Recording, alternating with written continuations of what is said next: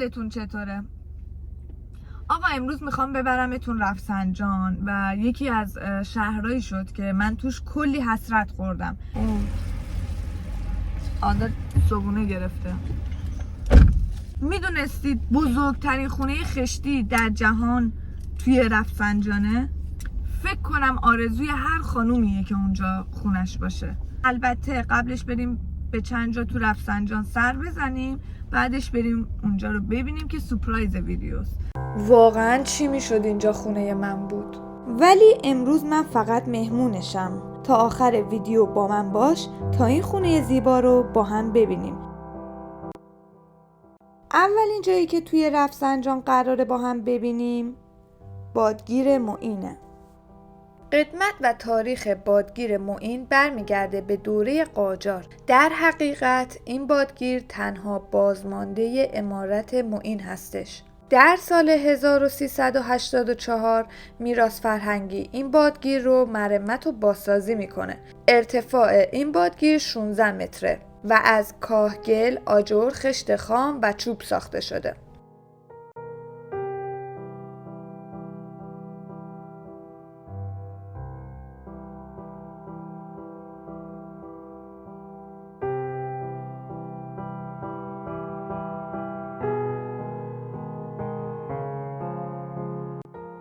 عمارت باقری. اینجا اول باغ انگور بوده. نسل به نسل چرخیده تا یکی از نوادگان خونه‌ای در اینجا میسازه. خونه به شکل قرینه توسط مهندسی آلمانی ساخته میشه. این عمارت در حال نابودیه و میراث فرهنگی هنوز کاری نکرده و نوادگان باقری هنوز در اون زندگی میکردن. امیدوارم دفعه بعد بتونیم ازش دیدن کنیم. کاروانسرای شاه عباس. این کاروانسرا 400 سال عمر داره و از دوره صفویه مونده.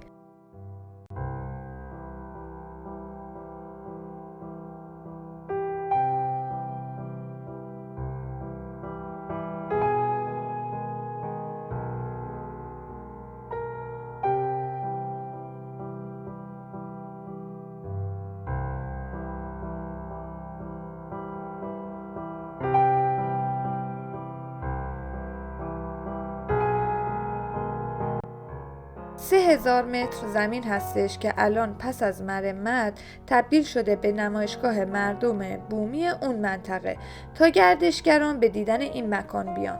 صنایع دستی و کافه در اینجا قرار داره که بهانه‌ای برای تماشای این کاروانسرا باشه.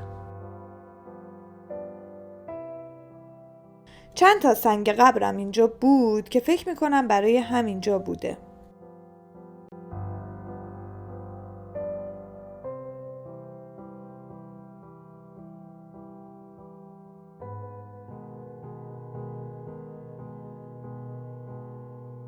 از اونایی که آب میزنی میاد تو هندوستان زیاده.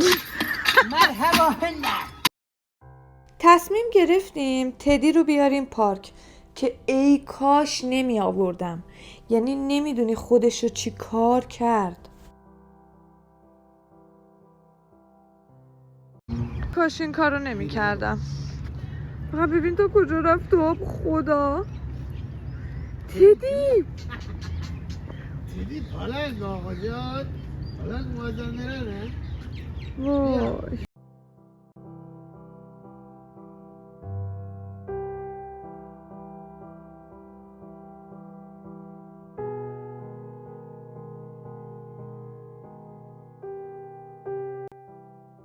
آبانبار مرادی. این آبانبار مربوط به دوره قاجار هستش و به ثبت آثار ملی رسیده. قدمت اون به 120 سال میرسه و دارای پاشیر، راه پله و بادگیر هستش.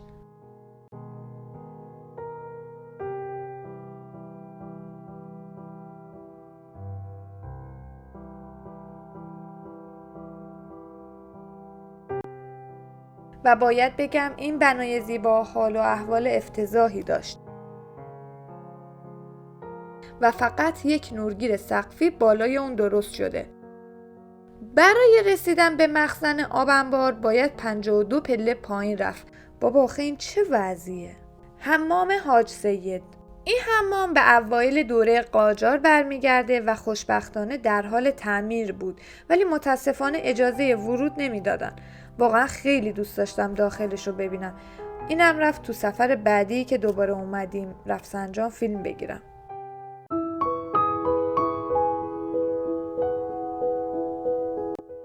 لایک کن که رسیدیم به بهترین و قشنگترین خونه توی رفسنجان.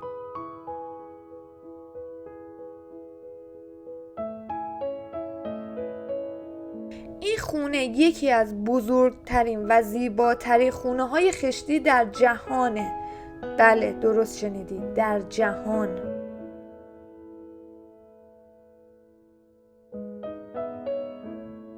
این خونه 7000 متر مربع بنا داره، 110 تا اتاق که در 4 بخش اصلی ساختمان واقع شده.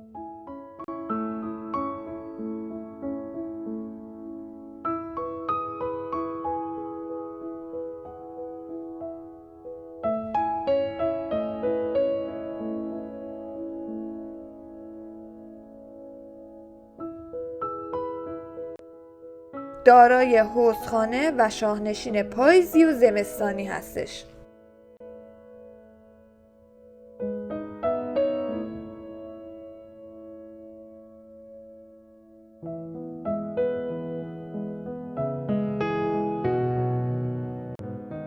حاج آقا علی یکی از بزرگترین تاجران دوره خودش بوده و این خونه رو در سال 1136 میسازه. این بنا یکی از باشکوه ترین نمونه های معماری تو دوره قاجار بوده.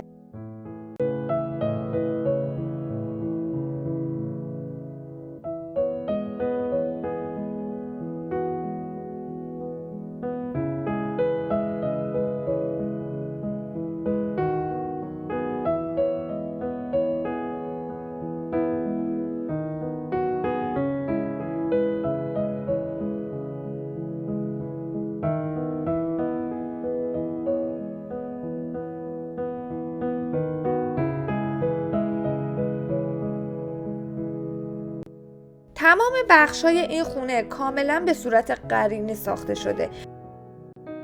اینجا در قدیم کلاً دیواراش کاهگلی بوده ولی الان با گچ بازسازی شده.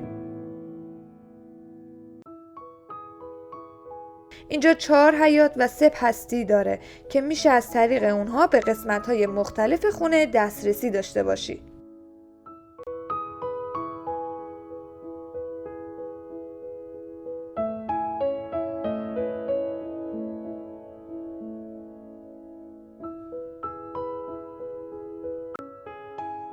جالبه بدونید تمام لوسترها برای همون زمان بوده و تو تمام خونه بود و همه یه شکل و یه رنگ بودن.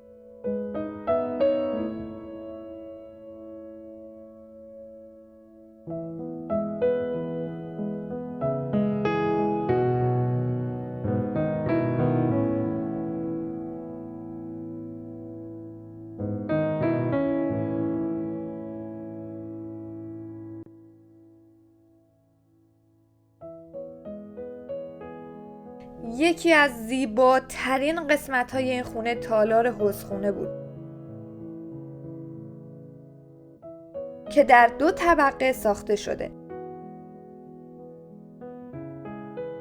این تالار بزرگترین فضای سرپوشیده خونه به حساب میاد.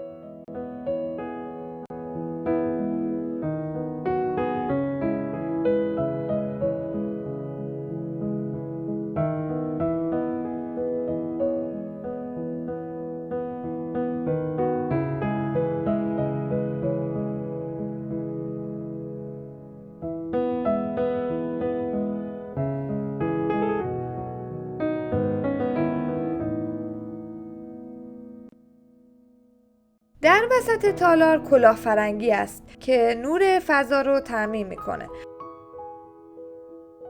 در پشت کافه یا همون حوضخانه یک حیاط بود که گچبری‌های برجسته با طرح‌های اسلیمی داشت که اینجا محل پذیرایی مهمان‌ها بوده که اتاق یا به اصطلاح ارسی‌هایی در اندرونی خونه داشته.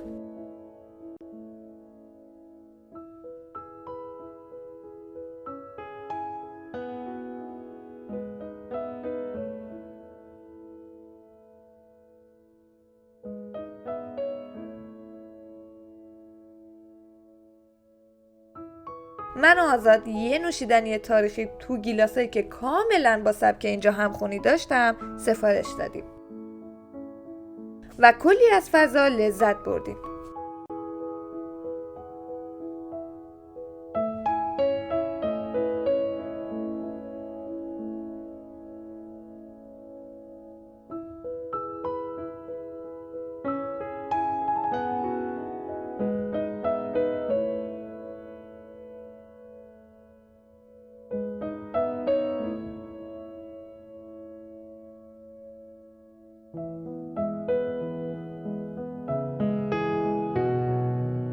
وسط اینجا یه حوض مستطیلی بود که در قدیم با حیاط‌های کناری در ارتباط بوده و آبش از قنات تامین می شده.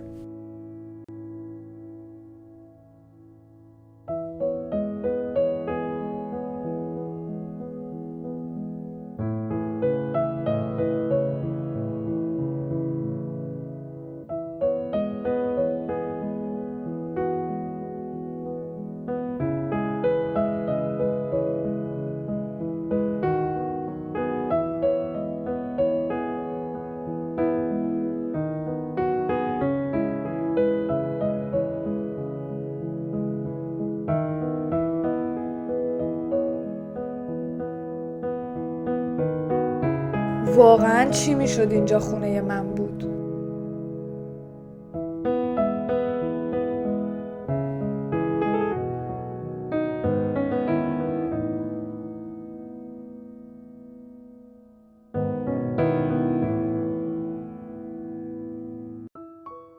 این خونه دارای آشپزخانه بزرگ همراه انباری بزرگ بوده تا غذای این مجموعه رو تامین کنه.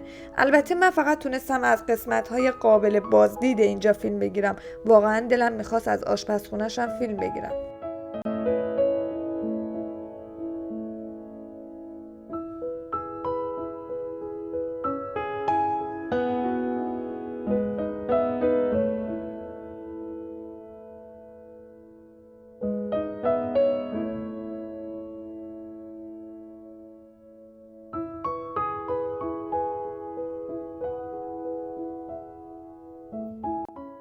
بعد از اونجا وارد یک حیاط بزرگ شدیم. به دلیل وجود بنا در منطقه به شدت گرم و خشک و برای جلوگیری از ورود شنهای روان صحراهای اطراف، دیوارهای بلندی دور تا دور این بنا ساخته شده. حوض مستطیلی خیلی بزرگی داشت. وای چی میشد اینجا خونه من بود. چقدر بهم خوش میگذشت. واقعا زیبا بود. قسمت شاهنشین برای پذیرایی از افراد خاص بوده که با نمای حوض بزرگ زیباییش رو دوچندان میکرد. این خونه با اشیا و سنگ‌های گران قیمت تزیین شده بوده که دیگه الان نیست.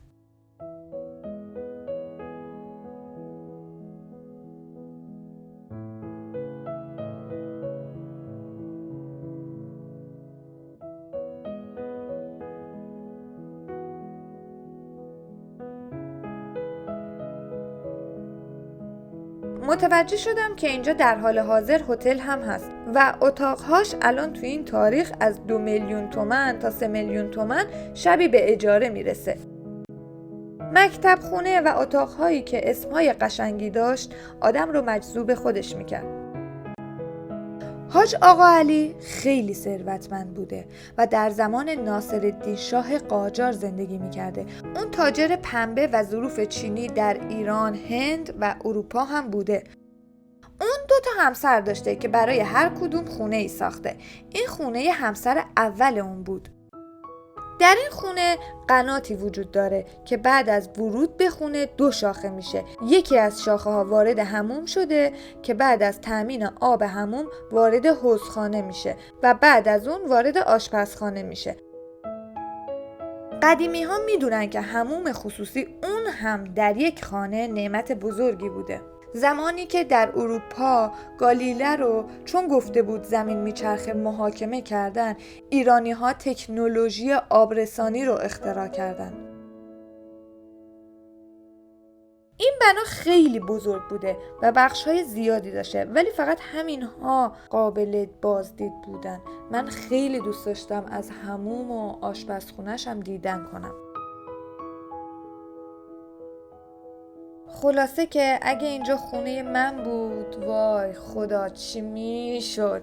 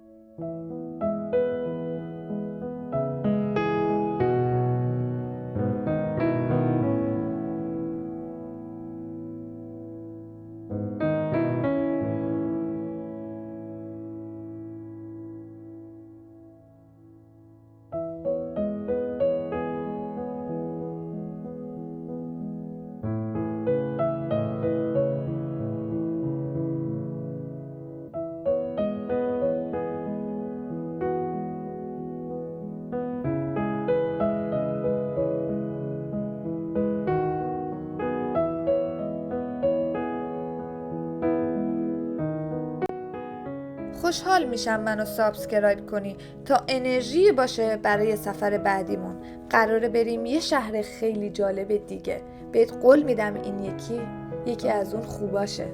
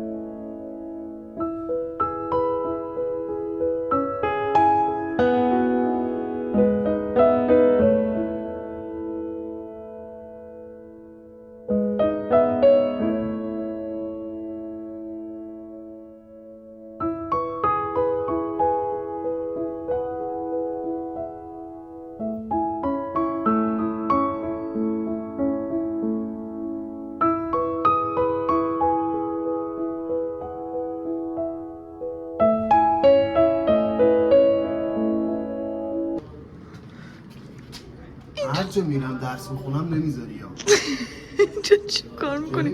مسخره. فقط نگاه کن کجاست. از کجا آوردمش بیرون؟ بابا مگه قرآن.